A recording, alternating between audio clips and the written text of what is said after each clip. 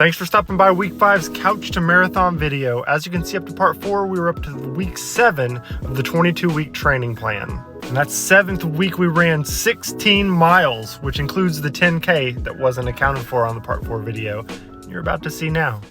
All right, it's here. 10K this morning. 6 mile plus. Never, ever, ever thought that would happen with me. And hopefully it's about to. Hopefully no walking. I've never made it through a 5K without walking in my life in the 4 or 5 I've ran. And I don't know how this 10K will go. I put myself in the best position possible. I didn't stay up drinking and all that like I usually would back on the day on a Friday. So let's see how it goes. So I can see my breath. It's very cold.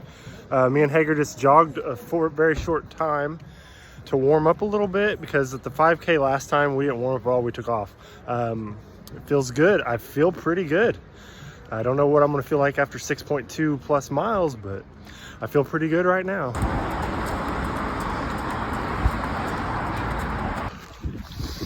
Five miles plus. This is the most I've ever ran.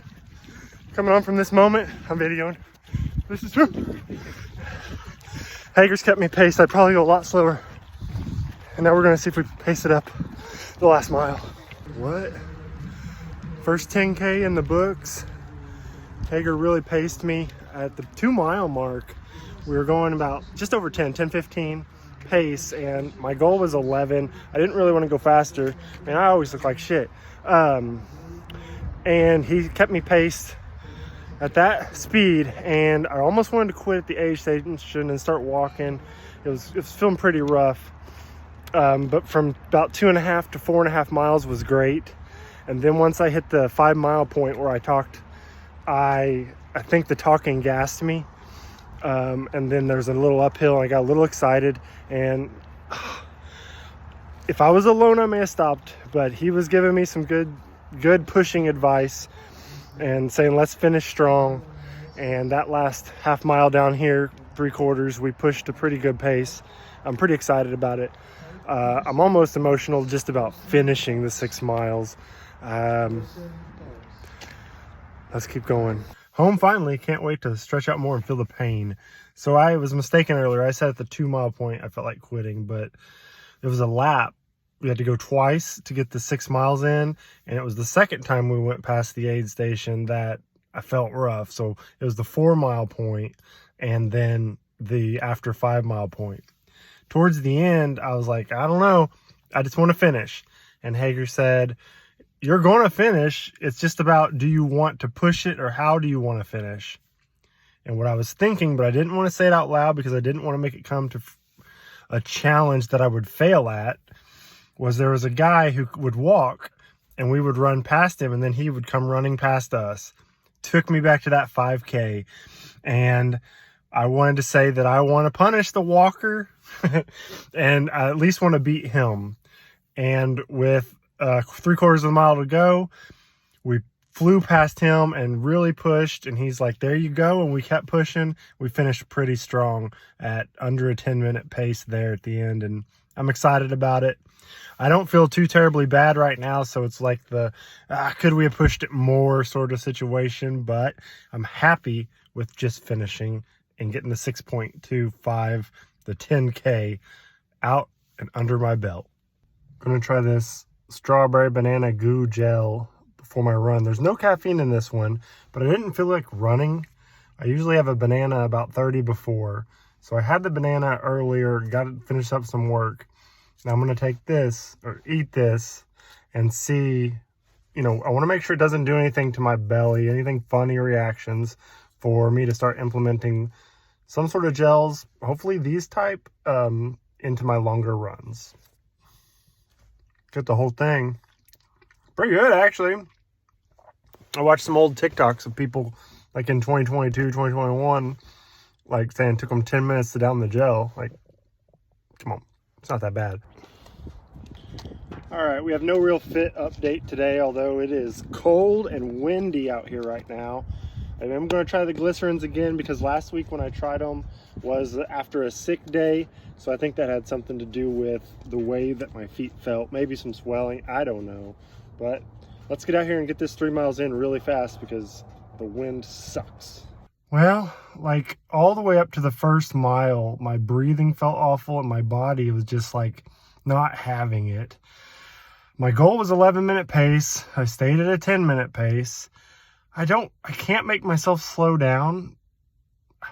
It was just painful. I'm not even sure how to explain it. But then 1 to 2.5 miles felt really good for the most part. These brooks, I don't think are the move. I still get some pain across the top of my foot, and they're just not hitting when I'm running like the Kinvara's 13s are. So I'll still try to break them in a couple more short runs and see where we're at, but I don't think they're going to be it for me for the marathon. My nose is running. It was windy. It was cold.